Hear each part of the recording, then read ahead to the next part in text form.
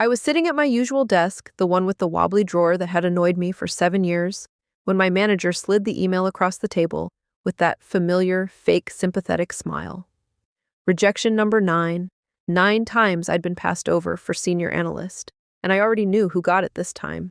Ryan, who'd been with the company for barely 10 months. "Listen, Maya," Daniel said, leaning in like we were friends. "Q4 is tough for promotions, but I've got you at the top of the list for next cycle. You're too valuable to lose." I just started laughing. Not the polite kind. The raw, uncomfortable laugh that comes when something finally breaks inside you. Daniel's face froze. "Something funny?" "Yeah," I said, still chuckling. "Me. I'm the joke for believing you 9 times."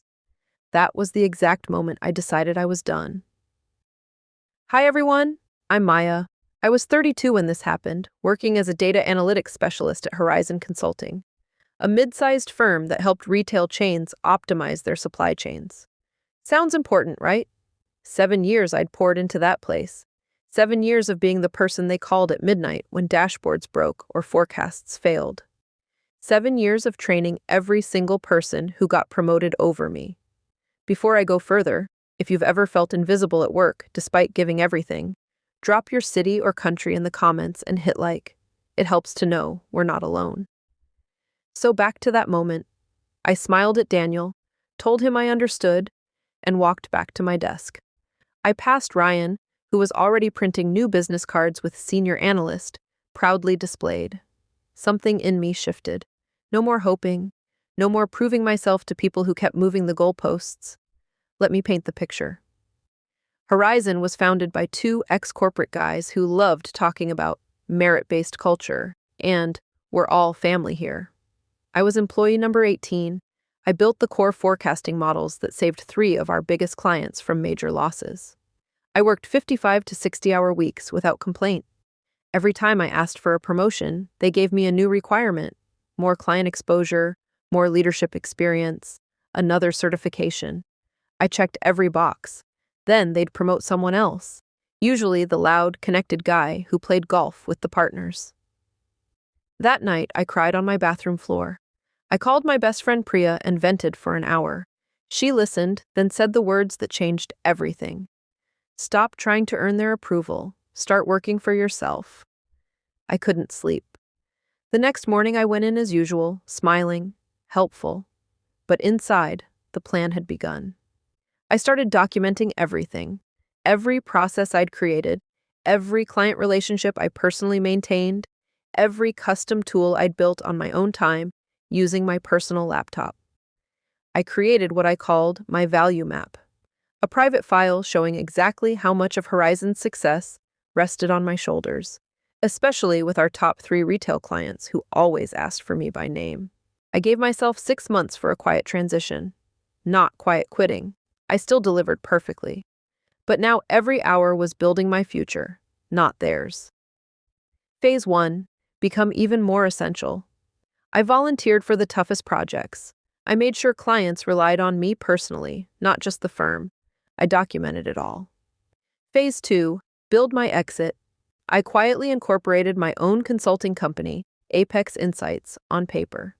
I started having casual coffees with contacts at other firms and, carefully, with 2 of Horizon's unhappy clients. Phase 3. Emotional detachment. I stopped caring when Daniel took credit in meetings. I stopped feeling the sting when I wasn't invited to strategy sessions. I saw Horizon for what it was, a stepping stone. At month 5, they promoted someone else again, number 10. I just smiled and congratulated him. Daniel looked genuinely confused by my calm reaction. On the exact 6-month mark, I walked into Daniel's office without knocking. "I quit," I said, placing my resignation letter on his desk. His face went pale. "You can't. We're in the middle of the peak retail rollout. You're leading it. 2 weeks' notice, it's all there." Panic set in fast. By day 4, systems started glitching that only I knew how to fix. Clients were calling, asking specifically for me. Daniel suddenly wanted daily knowledge transfer sessions. "Sure," I replied sweetly. "My consulting rate is $250 per hour now." He looked like I'd slapped him. By the end of the first week, the partners made their first offer. Senior analyst title with a 18% raise. I declined politely. Second offer came on day 9. Senior manager, 35% raise, and a bonus. I smiled and said no. On my last day, as I packed my small box of things, the CEO himself stopped me in the hallway. Name your price, Maya, director level, equity, whatever it takes. For a second, I felt the old pull, the validation I'd chased for 7 years. But then I remembered all 9 rejections. I'm sorry, I said. I've already moved on. The real revenge came after I left. 1 week later, Peak Retail, our biggest client, canceled their contract with Horizon and signed directly with Apex Insights. 2 more followed in the next month. I hadn't poached aggressively. I'd simply been the one they trusted. Horizon's numbers tanked. They lost 6 major clients in 4 months. Daniel called me twice, begging me to come back. The CEO left a voicemail offering double my current earnings. I didn't return the calls. Today, 2 years later, Apex Insights has 12 employees and growing revenue. I work reasonable hours. I promote people based on real merit. Ryan actually reached out last month, miserable at Horizon, and I hired him as a junior analyst. Turns out when you're not stuck in a toxic environment, people can surprise you. Sometimes I think about the 7 years I wasted trying to crack a system that was never going to value me. It still stings a little.